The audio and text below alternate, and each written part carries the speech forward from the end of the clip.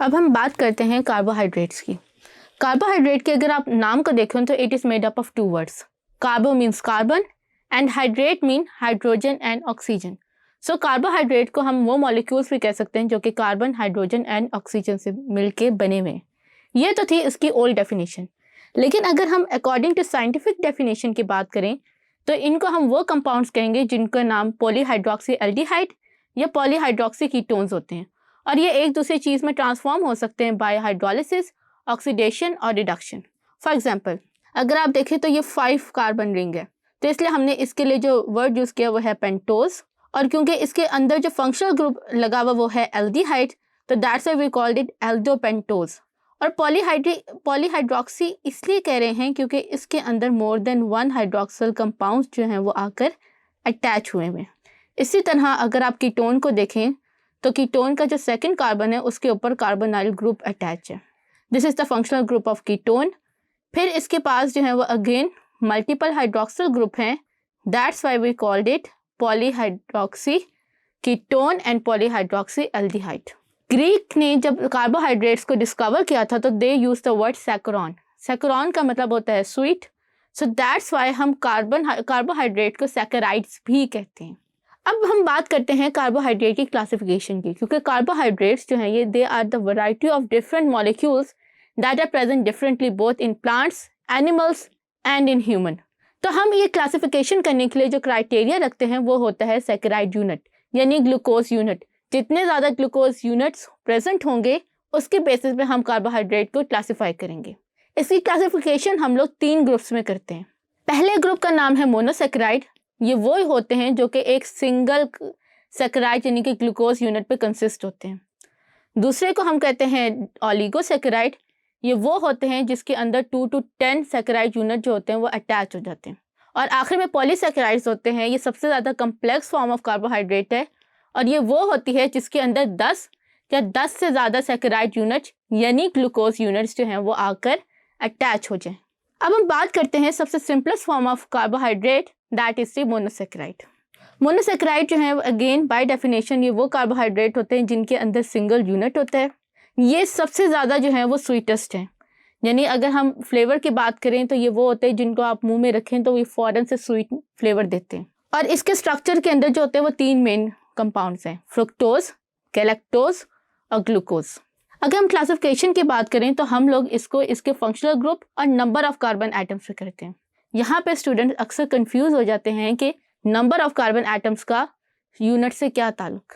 Number of carbon atoms जो है वो रिंग फॉर्म भी कर सकते हैं। फॉर एग्जांपल अगर 2 नंबर है तो वो एक ये वाली रिंग करेगी, 4 है तो ये वाली रिंग, 5 है तो ये वाली रिंग, और इन सारों को हम एक एक स्ट्रक्चर कहेंगे। अगर ये 3 कार्बन का होगा तो ये सिंगल स्ट्रक्चर मोनोसैकेराइड, अगर ये 4 कार्बन का होगा तो ये टेट्रा स्ट्रक्चर मोनोसैकेराइड, अगर ये 5 कार्बन का होगा तो ये पेंटा स्ट्रक्चर मोनोसैकेराइड होगा। और फिर इन सैकेराइड के साथ साथ हम जो एक और चीज़ देखते हैं वो अगेन फंक्शनल यूनिट। अगर इसके फर्स्ट कार्बन पे एल्डिहाइड ग्रुप अटैच होगा तो then it will be the aldose, और अगर इसके फंक्शनल ग्रुप जो है वो कीटोन का अटैच होगा तो then it will be ketone.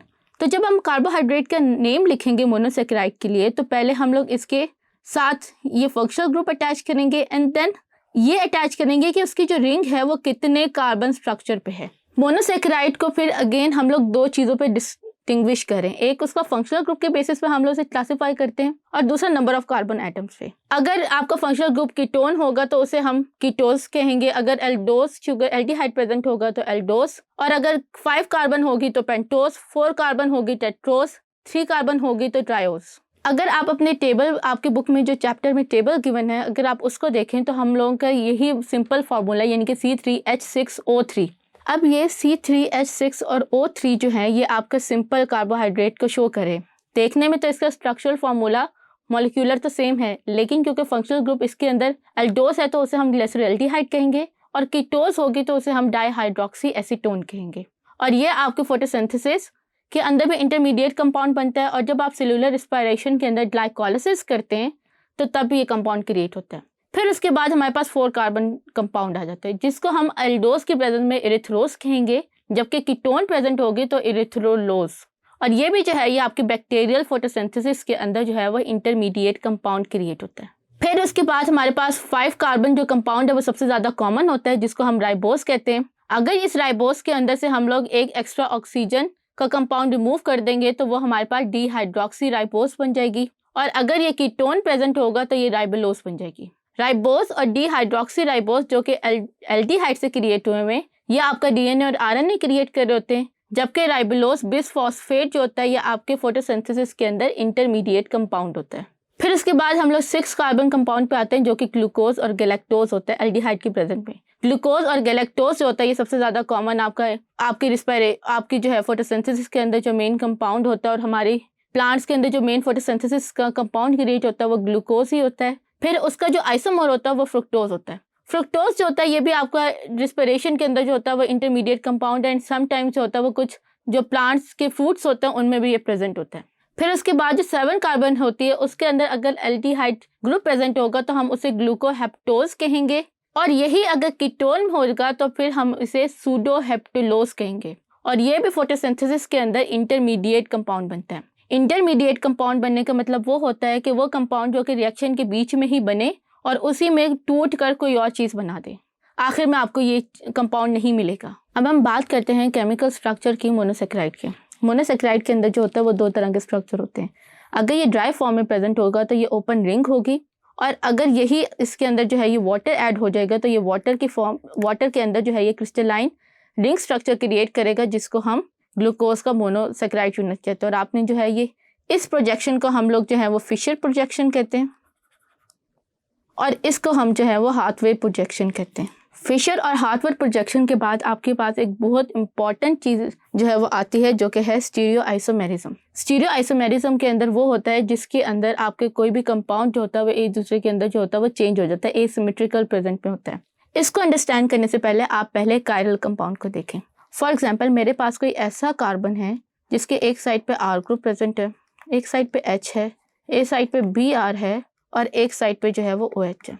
तो इसको हम कायरल कार्बन कहते हैं, यानी ऐसा कार्बन जिसके चारों बॉन्ड के ऊपर कोई ना कोई डिफरेंट कंपाउंड आके अटैच हो, this is known as the chiral carbon.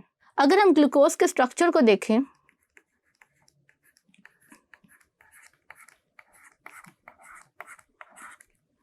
अब इसके अंदर ये वाला जो कंपाउंड है इसके साथ जो है वो डबल बॉन्ड के साथ ऑक्सीजन, यानी ऑक्सीजन जो है वो 2 दफ़ा आ गया और एक हाइड्रोजन, और ये कंपाउंड है। सो दैट्स वाई ये भी कायरल नहीं है। इसमें देखें तो इसके दोनों साइड पे जो है वो कार्बन प्रेजेंट है, so that's why it is also not a chiral. ये भी कायरल, जो 3rd में भी यही चीज़ है, 4th में भी। लेकिन जब आप 5th को देखें तो 5th के एक साइड पे CH2 कंपाउंड प्रेजेंट है, जबकि दूसरी साइड पे CH कंपाउंड प्रेजेंट है। तो 5th कार्बन जो होता है वो ग्लूकोज मॉलिक्यूल का, दिस शो दी कायरलिटी। और इसके अंदर जो आपके हाइड्रोक्सल ग्रुप की जो प्रेजेंट होगी, अगर वो राइट साइड पे होगा या लेफ्ट साइड पे होगा, इसकी बेसिस पे आपका जो है वो स्टीरियो आइसोमेरिज्म जो है वो अराइज होता है, because of the 5th carbon compound. फिर स्टीरियो आइसोमेरिज्म में जो होता है वो आपके आइसोमर्स होते हैं, इनेंशियोमर्स होते हैं, डाई स्टीरियो आइसोमर्स होते हैं, और एपीमर्स होते हैं। लेकिन आपके चैप्टर में सिर्फ एक ही टर्म गिवन है जिसका नाम है इनेंशियोमर। इनेंशियोमर को स्टडी करने के लिए आप जो है वो इस स्ट्रक्चर को देखें। ये हमारे पास अगेन फिशर प्रोजेक्शन है। अब इस फिशर प्रोजेक्शन में अगर आप देखें तो ये जो 5th कार्बन है इसके अंदर जो हाइड्रोक्सल की पोजीशन है वो चेंज है। अगर ये हाइड्रोक्सल जो है वो राइट साइड पे प्रेजेंट होगा तो उसको हम लोग डी साइड कहेंगे, डेक्स्टोरोटेटरी। डेक्स्टोरोटेटरी का मतलब ये है कि ये लाइट को राइट साइड पे रोटेट कर देगा। और अगर ये आपका 5th कार्बन पे जो हाइड्रोक्सल कंपाउंड है वो लेफ्ट साइड पे प्रेजेंट है तो उसको हम लीवर रोटेटरी कहते हैं। इट मीन्स कि अगर इस कंपाउंड में से लाइट को पास करेंगे तो वो जो लाइट है वो लेफ्ट साइड पे एंटी क्लॉकवाइज जो है वो रोटेट हो जाएगी। अब यहाँ पे आप लोग अक्सर जो है वो कंफ्यूज होते हैं कि कौन सा राइट, हमारे वाला राइट या जो है वो स्क्रीन पे आने वाला राइट। इसमें ना मेरा वाला राइट होगा ना आपके वाला राइट, जो सिर्फ ये डिपेंड करता है। एल मीन्स कि जो लाइट को लेफ्ट साइड पे रोटेट करे, एंड डी मीन्स जो कि लाइट को राइट साइड पे रोटेट करे। तो इसमें हमारा वाला राइट साइड जो लेफ्ट साइड नहीं है, बल्कि ये कंपाउंड लाइट को राइट साइड पे या लेफ्ट साइड पे रोटेट करने की वजह से डी या एल कहलाते हैं। अब इनके अंदर जो आपका इनेंशियोमर्स होते हैं ये वो होते हैं कि ये एक दूसरे के मिरर इमेज तो होंगे, लेकिन सुपर इम्पोजिबल होंगे। फॉर एग्जाम्पल, आप मेरे हाथ को देखें, मेरा हाथ इस हाथ का मिरर इमेज है, लेकिन अगर मैं अपने हाथ के दूसरे के ऊपर रखूं तो ये थंब जो है ये मुख्तलिफ जगह पे आ रहा है। So this is the non super imposable mirror image but non super imposable. अगर आप डायग्राम में देखें तो इसके अंदर जो आपके ऑक्सीजन की प्रेजेंस है वो डिफाइन करते हैं कि ये मिरर इमेज होगा कि नहीं होगा। यहाँ पे मिरर इमेज तो बन रहे हैं, this both are mirror image, लेकिन अगर हम इन्हें एक दूसरे के ऊपर रखेंगे तो ऑक्सीजन की जो प्रेजेंस है वो चेंज हो जाएगी। यहाँ पे ऑक्सीजन जो है वो राइट साइड पे प्रेजेंट है, सो दैट्स वाई इसको हम डेक्स्ट्रोरोटेटरी कह रहे हैं। यहाँ पे ऑक्सीजन लेफ्ट साइड पे प्रेजेंट है तो इसलिए हम इसे लेफ्ट हैंडेड शुगर कह रहे हैं। अगेन स्टीरियो आइसोमेरिज्म डिपेंड करता है आपके कायरल कंपाउंड पे, और कायरल कार्बन कौन सा होता है जिसके कार्बन के चारों बॉन्ड्स जो हैं वो डिफरेंट हों।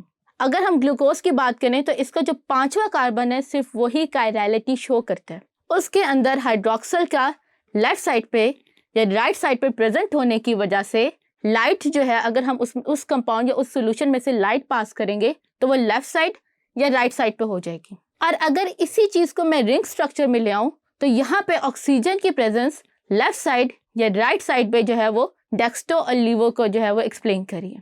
एनेंटियोमर वो होते हैं कि जो एक दूसरे के मिरर इमेज तो हों लेकिन एक दूसरे के ऊपर सुपर इम्पोज नहीं हो। एनेंटियोमर हमारे जो राइट हैंड और लेफ्ट हैंड है ये एक दूसरे के एनेंटियोमर हैं, मिरर इमेज लेकिन एक दूसरे के ऊपर सुपर इम्पोज नहीं हो रहे। और इसको आपने किससे याद रखना है? इसको आपने ऑक्सीजन की प्रेजेंस से याद रखना है। अगर आपका ये जो 5वें साइड पे ऑक्सीजन है वो राइट साइड पे होगा तो डी ग्लूकोज, अगर ये लेफ्ट साइड पे होगा तो एल ग्लूकोज। अक्सर जो है ये हमारे जहन में क्वेश्चन आता है कि why we are studying this D और एल शुगर। तो इसको अंडरस्टैंड करना इसलिए ज़रूरी है क्योंकि हमारे जो बॉडी के अंदर इंजाइम्स हैं वो डी और एल को बहुत ज़्यादा फॉलो करते हैं। फॉर एग्जाम्पल, हमारी बॉडी के अंदर जितने भी इंजाइम्स हैं they are designed to digest the D sugar. For example, अगर मेरा इस हाथ का ग्लव्स है उसको उठा के मैं अगर इस हाथ में पहन लूँगी तो वो नहीं पहना जाएगा, और बिल्कुल इसी तरह अगर सीधे पाँव का जूता मैं उल्टे पाँव में पहनने की कोशिश करूँगी वो भी नहीं पहना जाएगा। इसीलिए हमारे नेचर के अंदर जितने भी ग्लूकोज को सिंथेसाइज किया जाता है वो डी शुगर होती है, और तभी वो हमारी बॉडी जो है वो इजीली डाइजेस्ट कर लेती है। तो अब जो डायबिटीज़ के पेशेंट होते हैं उनके पेशेंट में जो सबसे बड़ा इश्यू ये होता है कि उनकी ब्लड के अंदर शुगर लेवल हाई नहीं होना चाहिए, लेकिन मीठा खाने को तो हर एक का दिल चाहता है ना। इसका हल ये निकाला साइंटिस्ट ने एल शुगर को, एल ग्लूकोज को जो है वो लेबॉर्ट्री के अंदर आर्टिफिशियली सिंथेसाइज करना शुरू कर दिया, जिनको हम आर्टिफिशियल स्वीटनर भी कहते हैं। जब इसको हम लोग मुंह में डालेंगे तो हमारे टेस्ट पर इसे ग्लूकोज की तरह ही स्वीट फ्लेवर देंगे और हमें मीठे का जायका आएगा। लेकिन जैसे ही ये एल शुगर्स हमारे डाइजेस्टिव सिस्टम यानी कि स्टमक के अंदर जाएंगे तो हमारे एंजाइम्स क्योंकि उन्हें डाइजेस्ट नहीं कर सकेंगे because of their L nature, तो वो हमारी वेस्ट के अंदर फीसिस के थ्रू बाहर बॉडी के अंदर आ जाएंगे और ब्लड के अंदर जो है वो एंटर नहीं होंगे। इस तरह डायबिटीज़ के पेशेंट थ्रू आर्टिफिशियल स्वीटनर ज़िंदगी का मज़ा भी ले लेते हैं और बीमार भी नहीं होते। अब हम आ जाते हैं 2 या 2 से ज़्यादा सैकराइड यूनिट वाले कंपाउंड को, जिसको हम ओलिगोसैकेराइड कहते हैं। ओलिगोसैकेराइड मोस्टली आपके ट्रांसपोर्ट कार्बोहाइड्रेट हैं, क्योंकि जब आप देखो कि ग्लूकोज जब फोटोसिंथेसिस के अंदर ग्लूकोज बनता है तो वो एक यूनिट होता है। उस यूनिट को जब हमने दूसरे यानी कि रूट्स में, स्टेम्स में या लीफ में ट्रांसफ़र करना होता है तो उसको ट्रांसपोर्ट करने के लिए हम लोग जो है वो उसको 2 या 2 से ज़्यादा यूनिट्स की फॉर्म में जो है वो ज्वाइन कर देते हैं, ताकि हमारा ट्रांसपोर्ट तो हो लेकिन एक ही ट्रांसपोर्टेशन में ज़्यादा से ज़्यादा शुगर चली जाए। तो ओलिगोसैकेराइड को बाय डेफिनेशन की बात करें तो ये वो कंपाउंड्स होते हैं जो कि ग्लूकोज के 2 या 10 ग्लूकोज के मोनोमर्स के होते हैं। यहाँ आपने एक बात याद रखनी है कि जैसे ही ग्लूकोज के नंबर ऑफ यूनिट इंक्रीज होना शुरू हो जाएंगे, इनकी सॉल्युबिलिटी पानी के अंदर डिक्रीज होना शुरू हो जाएगी। ओलिगोसैकेराइड को डिस्कस करने से पहले हम लोग ग्लूकोज के अल्फा और बीटा शेप्स को डिस्कस कर लेते हैं। अगर आप इधर देखें तो यहाँ पे हमारा ऑक्सीजन कंपाउंड अटैच है, तो ये आपका जो पहला कार्बन है जिसे हम एल्डिहाइड या वो कहते हैं, उसके अंदर अगर हाइड्रोक्सल ग्रुप नीचे की तरफ प्रेजेंट होगा तो that will be called as alpha. और इसको आपने इस तरह भी याद रखना है कि अगर हाइड्रोक्सल ग्रुप और ये आपका जो है ये 6th ग्रुप एक दूसरे के ऑपोजिट लाई करेगा तो ऐसे ग्लूकोज को हम लोग अल्फा ग्लूकोज कहते हैं। या अल्फा अरेंजमेंट कहते हैं। ये अरेंजमेंट फ्रुक्टोज में भी हो सकती है और ये अरेंजमेंट गैलेक्टोज और ग्लूकोज सब में हो सकती है। किस तरह पता चलता है? हमें हाइड्रोक्सिल की अरेंजमेंट से। अगर इसी कंपाउंड को मैं इस तरह ड्रॉ करूं कि हाइड्रोक्सिल जो है वो नीचे के बजाय ऊपर आ जाए, तो then it become the beta sugar. अब ये बीटा शुगर जो है ये बीटा फ्रुक्टोज भी हो सकती है, बीटा गैलेक्टोज भी हो सकती है, बीटा ग्लूकोज भी हो सकती है। तो जब हम पूरा नाम लेंगे तो पहले हम ये डिसाइड करेंगे, ग्लूकोज में देखेंगे कि ये अल्फा है या बीटा है, देन हम ये देखेंगे कि ये डी है या एल है। For example alpha D glucose या अल्फा एल ग्लूकोज या बीटा डी ग्लूकोज या बीटा एल ग्लूकोज। इस तरह से हम लोग नेमिंग स्कीम करते हैं। यहाँ तक अगर आपको समझ आ गए तो हम मूव ऑन करते हैं towards our first oligosaccharide that is known as the sucrose. Sucrose आप अगर गन्ना खाएं, पाइनएप्पल लें या ग्रेप्स लें तो उन सब में जो आपको मिठास फील होती है वो बिकॉज ऑफ सुक्रोज होती है। अगर सुक्रोज के केमिकल फॉर्मूला या केमिकल कंपाउंड को देखें तो उसके एक मॉलिक्यूल में 2 यूनिट्स होते हैं। एक यूनिट जो होता है वो आपके अल्फा ग्लूकोज का होता है। Why I call this alpha? क्योंकि यहाँ पे ऑक्सीजन नीचे की तरफ प्रेजेंट है। और दूसरा जो आपके पास कंपाउंड बनता है वो होता है बीटा फ्रुक्टोज। बीटा क्यों कहा गया है? क्योंकि यहाँ पे जो है हाइड्रोक्सिल जो है वो ऊपर की तरफ प्रेजेंट है। जब ये अल्फा और बीटा यहाँ से आपका फर्स्ट कार्बन और यहाँ से इस चेन के अंदर आपका सेकेंड कार्बन एक दूसरे के करीब आएंगे तो they will create a bond that is known as alpha 1,2 glycosidic linkage. Glycosidic is basically the bond between 2 carbohydrates unit. फिर उसके बाद हम बात करते हैं माल्टोज शुगर की। माल्टोज को हम लोग माल्ट शुगर भी कहते हैं। ये बेसिकली आपके जर्मिनेटिंग सीड के अंदर होती है और इसीलिए प्लांट जर्मिनेटिंग जो सीडलिंग होता है वो इस माल्टोज शुगर को जो है वो डाइजेस्ट करता है और उससे जो है वो प्लांट सीडलिंग जो है वो अपनी फूड लेता है। अगर हम इसको देखें तो ये it is constructed from the glucose molecules और ये ग्लूकोज जो है ये बॉन्ड क्रिएट करते हैं 4 पे, यानी इसका फर्स्ट एक ग्लूकोज का फर्स्ट जो है वो दूसरे ग्लूकोज के 4 पे जो आपका हाइड्रोक्सिल कंपाउंड है उसके साथ अटैच होगा और जब ये बॉन्ड क्रिएट होगा तो पानी रिलीज हो जाएगा तो it become the alpha 1,4 glycosidic bond. Alpha means के अल्फा ग्लूकोज, 1,4 मीन के पहले ग्लूकोज का फर्स्ट और दूसरे ग्लूकोज का 4th के हाइड्रोक्सिल पे अटैक किए and then it the glycosidic bond. अब हम बात करते हैं लैक्टोज की। लैक्टोज ये वो शुगर होती है जो कि आपके काऊ मिल्क में प्रेजेंट होती है और आप जब दूध पीते हैं तो वो जो दूध की मिठास है वो लैक्टोज की वजह से होती है। अब लैक्टोज में ना 2 मोनोमर्स हैं, एक है alpha galactose. Alpha galactose, galactose is also the isomer of glucose and then we have beta glucose. पहले अगर आप अल्फा गैलेक्टोज को देखो तो अल्फा मीन्स के इसके अंदर जो हाइड्रोक्सिल कंपाउंड था वो ऊपर की तरफ प्रेजेंट था और गैलेक्टोज है। यहाँ पे अक्सर स्टूडेंट कंफ्यूज होते हैं कि ग्लूकोज और गैलेक्टोज में क्या डिफरेंस होता है। वेल यहाँ पे जो मेन डिफरेंस होता है वो इसके 4th कार्बन पे होगा। अगर इसका 4th कार्बन का जो हाइड्रोक्सिल कंपाउंड है वो ऊपर की तरफ पॉइंट कर रहा होगा then it will be the galactose, और अगर ये 4th कार्बन का हाइड्रोक्सिल कंपाउंड नीचे की तरफ पॉइंट कर रहा होगा तो then it will be glucose. यहाँ पे जो 4th है वो नीचे की तरफ हाइड्रोक्सिल कंपाउंड पॉइंट कर रहा था तो that's why it is the glucose.